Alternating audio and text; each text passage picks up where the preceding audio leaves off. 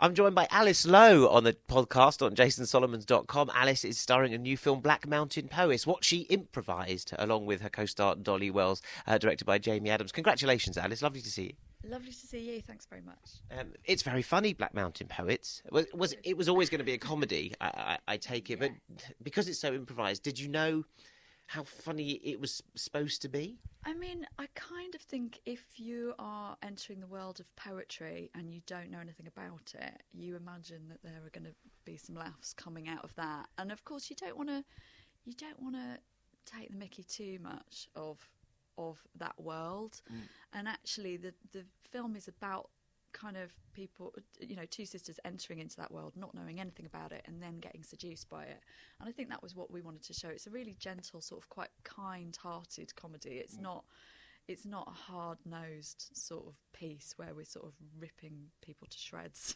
There are sort of bruised souls who obviously go to poetry retreats. Did you actually go to any poetry retreat? And we sort of don't need to, because I don't need to now because I've seen Black Mountain Poets. I'm not going to now because I've seen Black Mountain Poets. But did you to be an imposter as a poet? Did you need to practice being a bad poet? Well, we filmed it over 5 days, and there was a very, very short prep time. So I started doing some research, and then I kind of thought, they're supposed to be con artists, these sisters. They don't know anything about poetry, so it's not really necessary for me to know anything about poetry. But when we were filming, we actually had some real poets come and do some poetry, which you don't see in the film, but it quite helped us to be informed about how to write poetry and how their processes worked. And I spoke to a poet called Claire Potter and sort of said, what are the keys to writing this sort of poetry and improvising this sort of poetry, which was actually really interesting and really useful. Did it make you respect, because you were good at doing bad poems, did it make you respect good poems? Yeah, totally. I mean, it's not that far away from comedy, really, and a lot of the poetry people do is funny anyway. It's not that different from doing live Like comedy. Pam Ayres. Yeah, I love Pam Ayres. I'm a massive fan of Pam Ayres. I absolutely love her. I've sort of got a spiritual connection to Pam Ayres, I feel. My mum's from Gloucestershire, and she used to get mistaken for Pam Ayres because she used to have that bowl haircut that everyone had, like in 1977. Everyone had that haircut for about a year, and then they stopped having it. But and the pie crust collars. So I just sort of feel like spiritually connected. I actually think she's really funny, Pam Ayres. People sort of think she's a bit of a joke, but I think she's a really clever woman. So for the reappraisal, cultural reappraisal of Pam Ayres starts here. But I mean, you do sort of channel that. I mean, because I'm watching it. That's who it reminded me of. Obviously, there's John Hegley and people like that, and John Cooper Clarke as well, who kind of do extraordinary stuff. Yeah. But could you just do me what your beat poet, please? How to be a beat poet. Tell you how to be a beat poet, or just be a beat poet? Just go Ginsberg on me. Oh no! Why are you asking me to do that? Well, you see, it's just that, isn't it? You just get the clicking going. That's what happens in the film, just the clicking, and then maybe just a word like moon. That's it. Yeah, that's it, really. It does work. It works. And I think your partner Dolly does birds and words. Yes. There is a highlight of the film for me, is because you always say, Sean Penn's so cool, he could read out the phone book, and you go and listen. Someone says, well, go on then, and you get to read it. Well, you don't read out the phone book. It is a brilliant scene. Well, yeah, it was sort of something that I improvised and basically said, you might as well read out a receipt, and then someone goes, go on then, and we genuinely just had to go, right, stop filming. Has anyone got a receipt? And I think maybe the boom operator or one of the runners just had a crumpled up receipt from the garage where they'd gone and bought a fizzy drink. Yeah. And we just, I just had to read it out. But then as I was reading it out, I was like, how would you perform this as a serious poem? Which was quite fun. But it's one of those things that, it's a bit of a gift as a... someone's given you a bit of a gift of a scene because you just know that that's going to be ridiculously funny. But had you actually seen the receipt before or read it as you were going? Because I mean, that's the. I was going along, but I knew it was going to work. I think as we were filming it, and also people were corpsing, the other actors were starting to laugh, so I knew it was being funny. But that's something like that. It's not like I'm writing it; it's just there written down for me, and as long as you perform it seriously, probably going to be funny. Yeah, so. no, the till operator at the local Shell garage is probably going to claim rights on that. I was like, I wrote that. Yes. I think there was a bit of a nerve-wracking moment where we didn't know if we'd be able to get clearance from, the shop that the receipt is from and stuff like that. So luckily, I think the director sort of emailed us going, we are going to be able to use that scene. Hallelujah.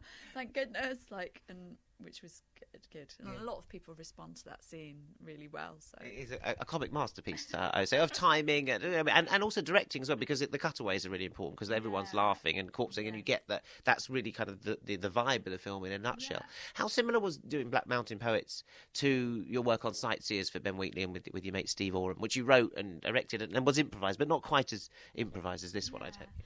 I mean, I've used improvisation in a lot of comedy that I've worked on. So I would say that Sightseers was a bit more, because there was things like special effects. You have to have it scripted. You can't just improvise that. Go, hey, how about I cut this person's hand off? Well, you can't, because we haven't got a prosthetic hand. It's like this film, Black Mountain Poets, because it's mainly dialogue and it's quite a gentle story. We could take the story wherever we wanted, really. And the director gave us a structure within which to improvise. So it was really freeing as a performer. I felt like, actually creatively it was really enjoyable, because I was sort of had my thinking cap on, my writing cap on, but there was no pressure, because it wasn't like, it's not me that's going to get the blame if it hadn't have worked.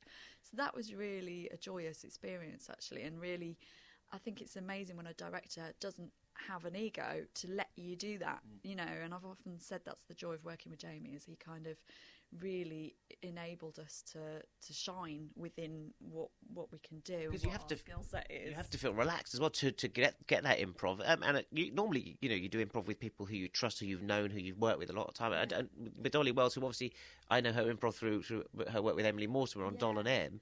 I don't know if you had that. Dolly was an old friend, actually, so that was one of the reasons really strongly compelling me to do the film, because I thought, we sort of phoned each other up and said, she'd worked with Jamie before, so she trusted him and knew that he was a good person to work with, and I was kind of like, well, I'll do it if you do it, because I don't really know what I'm letting myself in for. I don't know if 5 days is enough to make a feature film. What is this?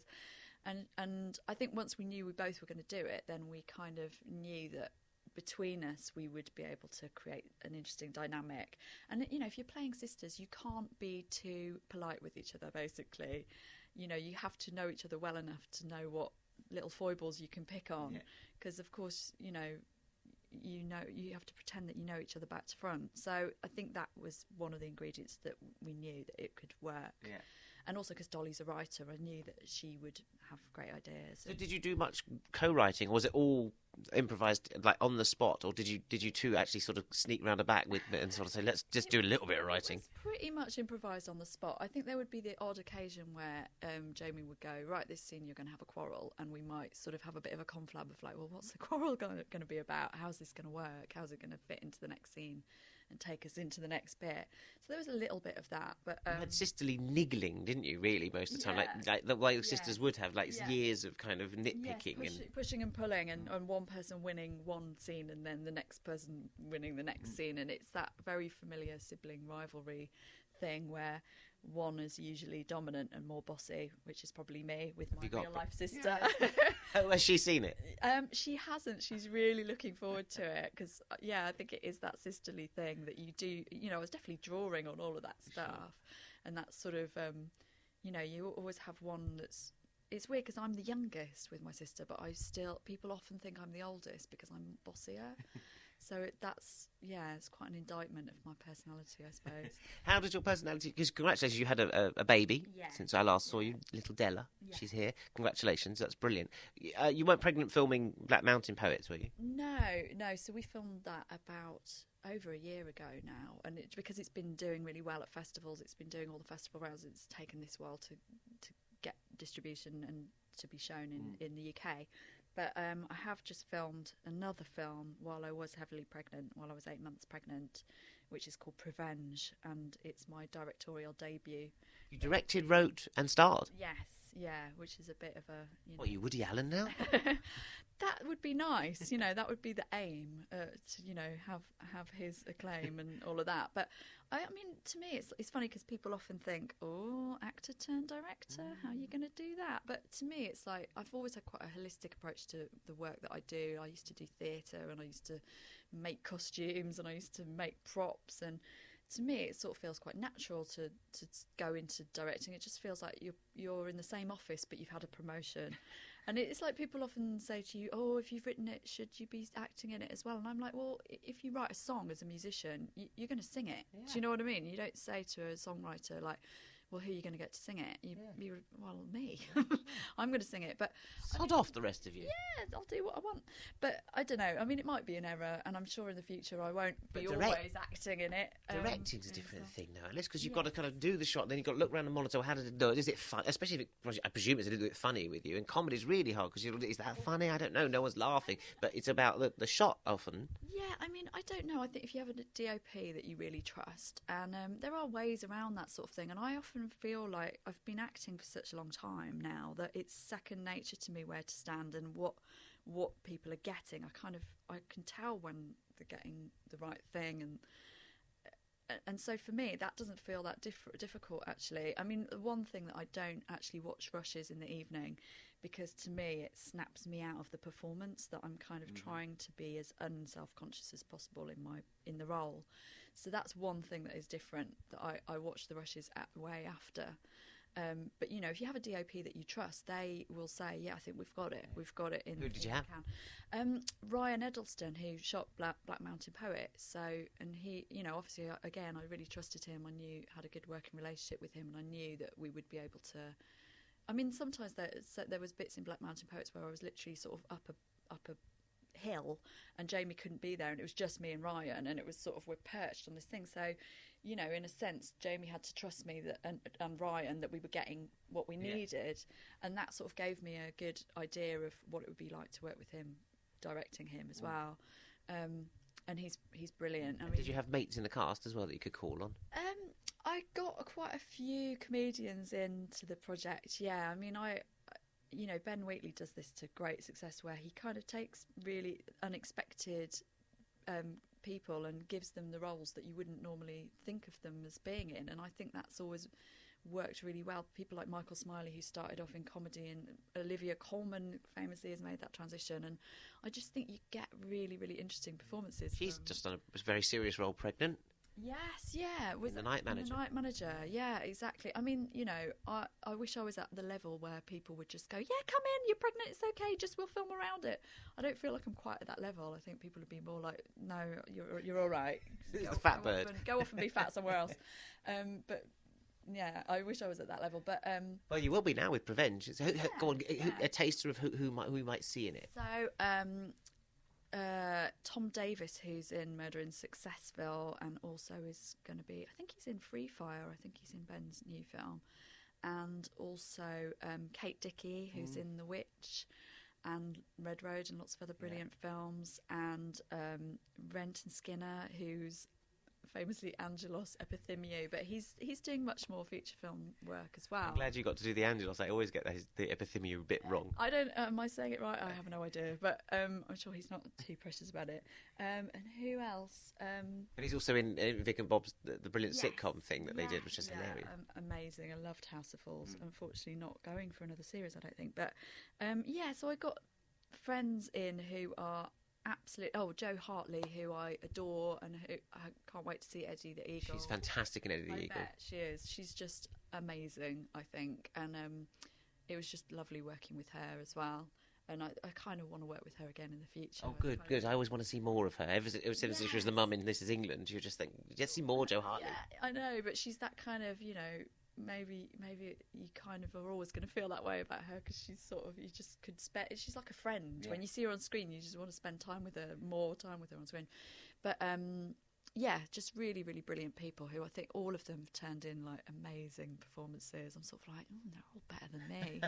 That's not very good. Because you haven't watched, because you're a bit too busy being the character to direct. It's going to be great, Prevention. I wish you the best luck, because you're just finishing it off now with the baby in the post-production, post-natal, post-everything.